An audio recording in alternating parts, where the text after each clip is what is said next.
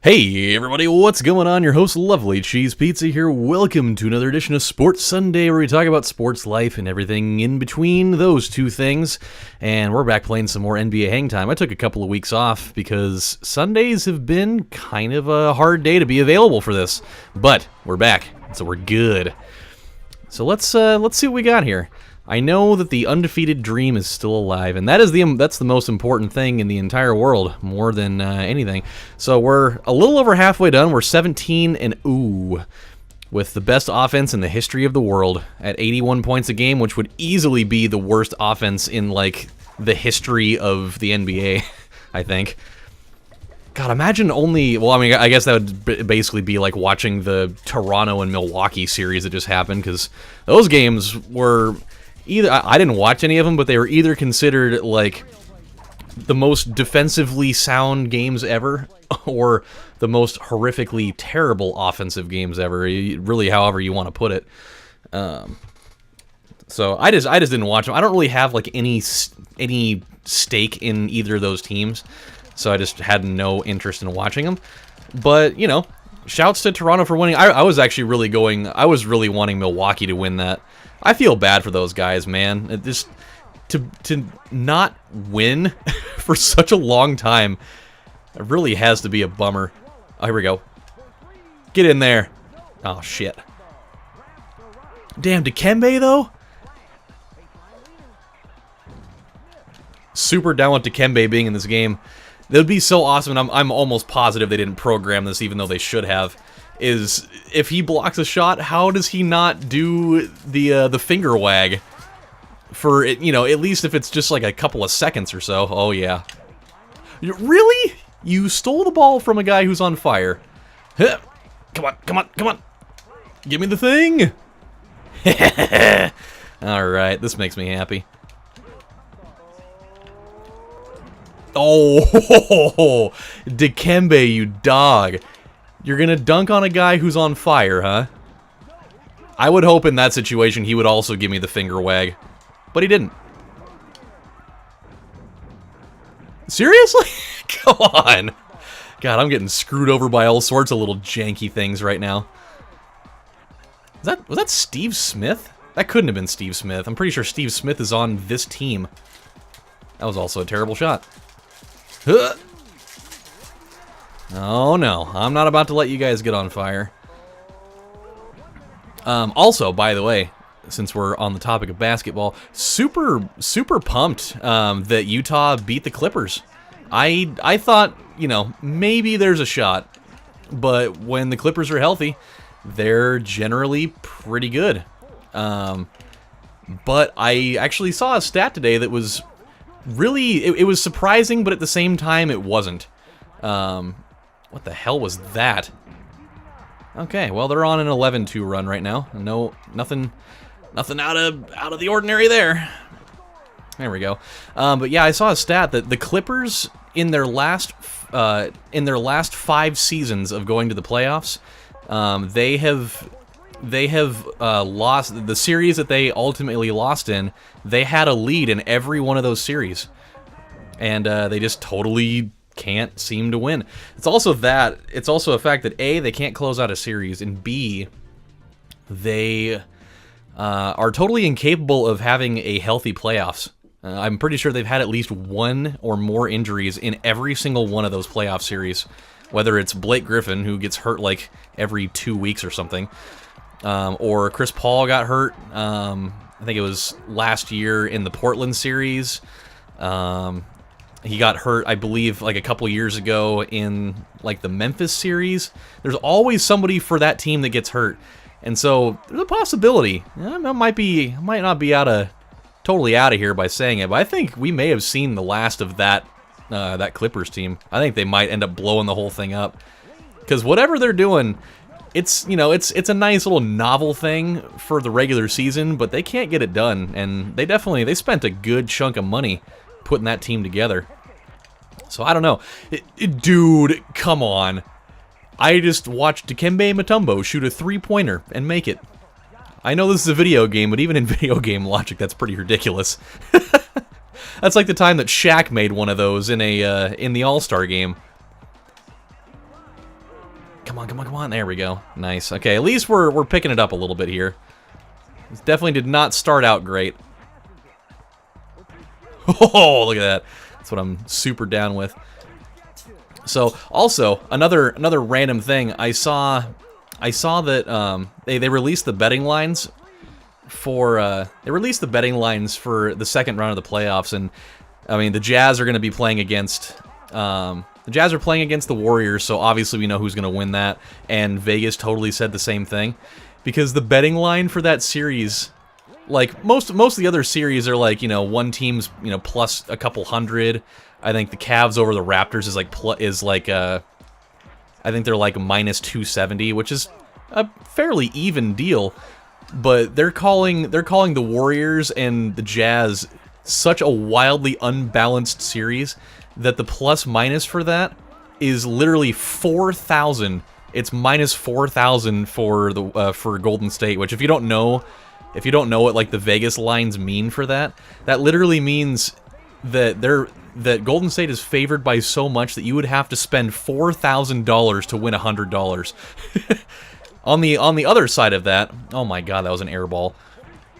On the other side of that coin, if you spend $100 betting on Utah to win, and they do by some crazy aligning of the planets, that you'll win like $2,800. So I'd say that's pretty legit, man. So if you got $100 to spare, put it down. You're probably not going to get it back, but if something crazy happens and they win that thing, you're going to be a rich-ass man. And then you're going to have to, you know, deal with that in your taxes, and they'll probably take a nice chunk of that away. So you really won't win all of that. You'll be able to have the romantic thought that you did, but then it'll totally screw you over later. So that's what that is. So I don't know. I've been I haven't really watched a lot of the NBA playoffs, mainly because, you know, the team that I like isn't in it. But I think it's like a foregone conclusion that it's pretty much going to be Cleveland and Golden State in there. So I think everybody's just like, screw it, you know. Nobody really has any interest in this until we get to the actual finals, or at least like the conference finals, so we can figure out who's gonna maybe try to dethrone, but ultimately not do it because, you know, Golden State's just a freaking all-star team in a regular team's clothing. So it's fine. But let's see, what else happened in the world? Well, let's see, oh my god, damn, he blocked one of those?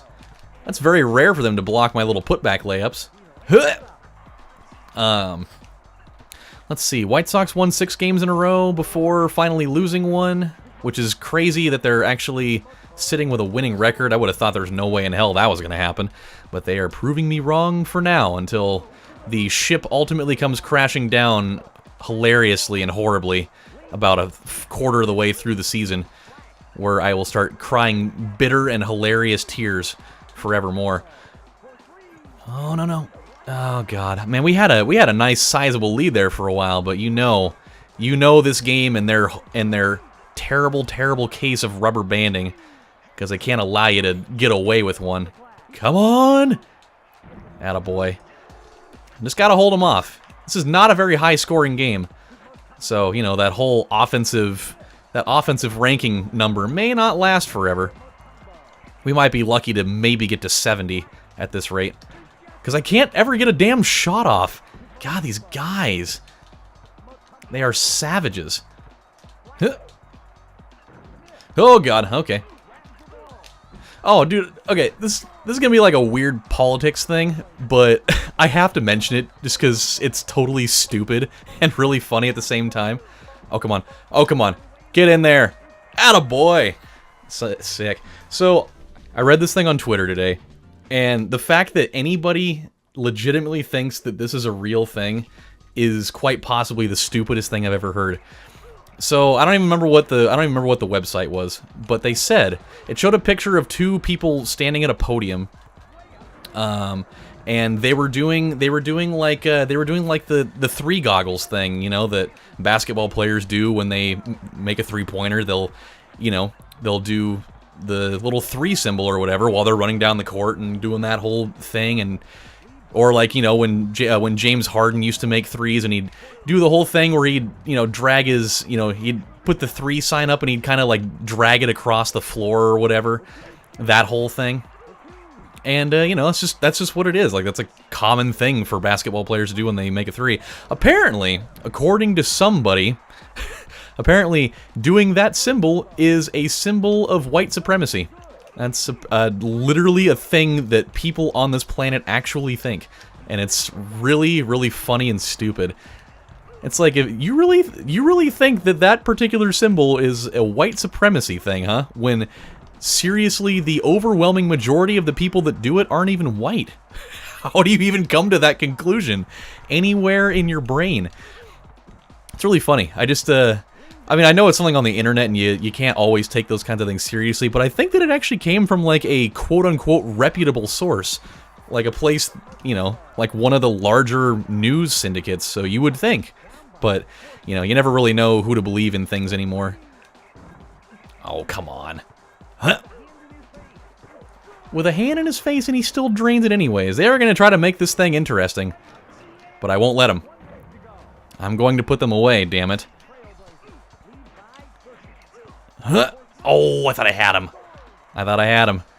He is coming for my soul right now. And I'm not going to let him have it. Okay, or maybe he's just going to take it from me. I don't know. Okay, should be... If I can make one more, this will put him away. Okay. Dikembe Mutombo shooting 3-pointers in clutch time of a 2-on-2 game. That's how you know that we have ascended into a new plane of existence. Gosh damn it. God, he's just getting everything. Aha! How do you like it, Dikembe? Oh, no. It's alright. You know what? We're going to get the win. It's going to be probably the ugliest win that we've had so far in terms of score. 65 points. That is awful. That's like a moderate scoring college basketball game. I'll take it, though. I'll totally take it. It was not pretty.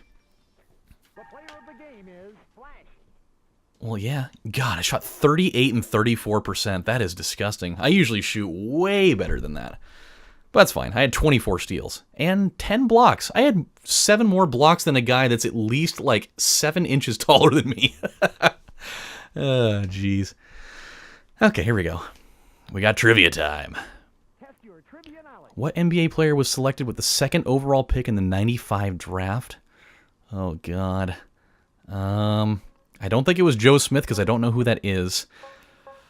I'm gonna say it's either one of these two guys.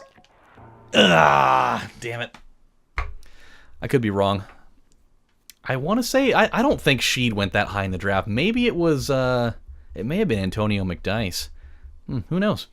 Who's to know, man? Who's to know? Well, shit. All right, well, that was tight. We got a horrendous, gross, and not particularly interesting win by any means, but I will take it. God, we only scored 12 points that quarter. That was awful. It's because Dikembe was giving me the finger wag of death, the high five of doom, if we're going by Rocco's Modern Life standards. All right, guys, well, we're going to call it good right here when we come back on the next installment of Sports Sunday, where we talk about sports life and all the other stuff. We are 18-0, and we've only got, what, I think 12 games to go? Or no, 29. Well, 29 NBA teams, and then probably, I'm going to guess, like some crazy super team at the end to make it 30. So when we come back, we're going to take another crack at it. But until then, this is your host, Lovely Cheese Pizza, saying thank you guys for watching, and I'll see you next time. Bye, everybody. Take care.